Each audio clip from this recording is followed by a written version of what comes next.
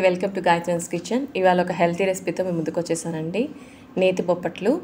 ఇవి ఎక్కువగా మనం బొప్పట్లు చేసుకుంటుంటాం కదా, ఎక్కువ హెల్తీగా ఎలా చేసుకోవాలో చూసేద్దాం. మరి టేస్ట్ అయితే చాలా సాఫ్ట్గా బాగుంటుందండి.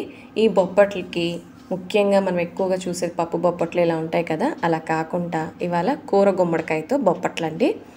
ఇలా ఉంటుంది కదా, ఈ పైనుండే చెక్క అంతా తీసేసుకొని నీట్గా కడిగి శుభ్రం చేసుకొని లోపల ఉండే గింజలన్నిటిని కూడా క్లీన్ చేసి పెట్టుకున్న తర్వాత ఇవిని మనం తురిమేసుకోవాలండి. చూస్తున్నారు కదా, ఇలా మరీ సన్నగా కాకుండా మీడియంగా ఉండే దాంతో తురిమేసుకోవాలి.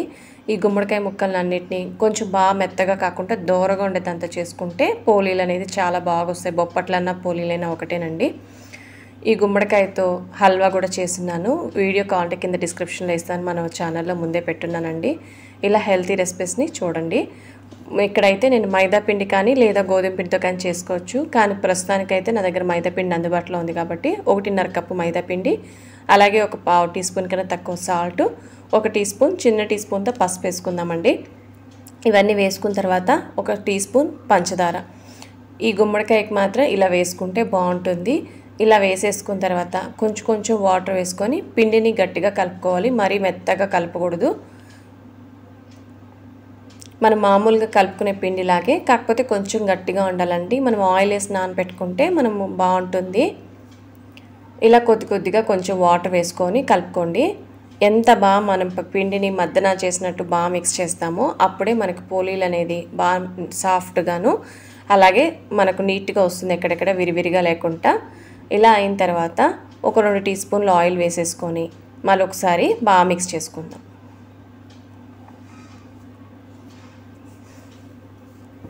ఇలా మిక్స్ చేసుకున్న తర్వాత 1 లేదా 2 గంటల సేపు నానబెట్టేసుకుంటే పిండి చక్కగా ఉంటుంది. ఇలా ముందుగా మనం పోలీలు చేసుకోవాలి అంటే పిండిని అయితే ముందు కలిపి నానబెట్టేసుకొని లోపల స్టఫింగ్ రెడీ చేసుకుంటే సరిపోతుందండి. చేసుకోవడానికి ఈజీగా ఉంటుంది. ఇదైతే నేను ఒక 3 o'clockకి కలిపి పెట్టేశాను. ఇలాగా ఆయిల్ కూడా వేసేసుకొని 2 స్పూన్లు ఆయిల్ వేసేసుకొని కలిపి పైన ఆయిల్ పట్టేలాగా కలిపేసుకొని మూత పెట్టుకొని పక్కన పెట్టేసుకుందాము. ఇలా పెట్టుకున్న తర్వాత ఇప్పుడు మనం తురుము పెట్టుకున్న గుమ్మడికాయని హల్వా లాగా చేసుకుందాము. ముందు బాగా ఫ్రై చేసుకోవాలి. ఇందులో ముఖ్యమైనది ఏంటంటే 2 టీ స్పూన్ల ఆయిల్, 2 టీ స్పూన్లు నెయ్యి వేసుకున్నాను. అలాగే పావు కప్పు రవ్వ తీసుకున్నానండి. ఈ రవ్వను కూడా బాగా డ్రై రోస్ట్ చేసుకోవాలి ఆయిల్లోనే. ఇలా డ్రై రోస్ట్ చేసుకుంటే సగభాగం పైన వేగిపోతుంది, పచ్చివాసన లేకుండా బాగా వేగిపోవాలి. ఎందుకు ఇలా వేసుకుంటున్నామంటే మనం పోలీల్లో వేసుకునేటప్పుడు చాలా సాఫ్ట్గా ఉంటే మనకు కలిపేటప్పుడు తట్టేటప్పుడు కొంచెం చాలా డెలికేట్గా ఉంటుంది కదా, అందువల్ల 4.5 కప్పు తురుము పెట్టుకున్న గుమ్మడికాయకి మనము పావు కప్పు వేసుకున్నానండి. చిన్న కప్తో పావు కప్పు ఇలా చూపిస్తున్న విధంగా వేసేసుకొని గుమ్మడికాయని కూడా పచ్చివాసన పోయేలాగా బాగా ఫ్రై చేసుకుందాం. ఇదంతా లో ఫ్లేమ్లో అడుగు మాడకుండా చేసుకోవాలి. మనకు గుమ్మడికాయలో వాటర్ కంటెంట్ ఎక్కువ ఉంటుంది. ఇలా ఫ్రై చేసుకొని మూత పెట్టుకొని లో ఫ్లేమ్లో అలా వదిలేసామంటే సరిపోతుంది. ఇలా బాగా వాటర్ అంతా డ్రై అయిపోయి కొంచెం ఇంకా అడుగు మాడిపోతుంది అనగా మనము ఇందులో బాగా ఫ్రై అయిపోయి ఇంకొంచెం దగ్గర పడాలి. మధ్యలో అలా కలుపుకుంటుండాలి. వదిలేసామంటే మాడిపోతుందండి. ఇప్పుడు 4.5 కప్పు గుమ్మడికాయ తురుముకి 2.5 కప్పు బెల్లం వేసుకున్నానండి. తీపి ఎక్కువ తినే వాళ్ళైతే కొంచెం తక్కువ కూడా వేసుకోవచ్చు. నేను కొంచెం కరెక్ట్గా వేసుకున్నానండి, ఎందుకంటే మరీ చప్పగా ఉంటే పిల్లలు సరిగ్గా తినరు. అందువల్ల 4.5 కప్పుకి 2.5 కప్పు బెల్లం తురుము సరిపోతుంది. ఇలా చూపిస్తున్న విధంగా మన బెల్లం అంతా బాగా కరిగిపోయిందండి. మూత పెట్టుకొని అలా వదిలేసిన వెంటనే మరొకసారి మనకు ఈ వాటర్గా లేకుండా బాగా డ్రైగా గట్టిపడేంత వరకు మనం కలుపుకొని ఫ్రై చేసుకోవాలి. అలా ఫ్రై చేసుకున్నట్లయితేనే మనకు గుమ్మడికాయతో చేసే పోలీలు కరెక్ట్గా వస్తుంది. ఏమాత్రం లూజుగా ఉన్న సాఫ్ట్గా ఉన్నా సరిగ్గా రాదండి. ఇలా దగ్గర పడిపోయిన తర్వాత ఇందులో యాలకుల పొడి 1.5 టీ స్పూన్ వేసుకున్నాను. మనం చేసుకునే క్వాంటిటీని బట్టి చూసుకొని వేసుకోండి. యాలకుల పొడి అనేది ఇంతేనేం లేదు. బాగా దగ్గర పడిపోయి బాగా ఫ్రై అయిపోయి మంచి వాసన వస్తుంటుంది. ఇలా రెడీ అయిన తర్వాత మనము స్టవ్ ఆపేసి పక్కన పెట్టేసుకుందాము. బాగా చల్లారాలి. చల్లారిన తర్వాత చిన్న లడ్డులాగా చుట్టుకొని పక్కన పెట్టేసుకుందాం. ఇదైతే బాగా చల్లారిపోయిందండి. ఈ పాన్ వేడికే సరిపోతుంది. ఇలా రెడీ చేసుకున్న తర్వాత పిండి కూడా 2.5 గంట నానబెట్టేసుకున్నాను. ఇలా బాగా నానిపోయి చల్లారిన తర్వాత మనకి ఇంకేంటి ఈవినింగ్తో వేడివేడిగా చేసుకొని తినడం అంతేనండి.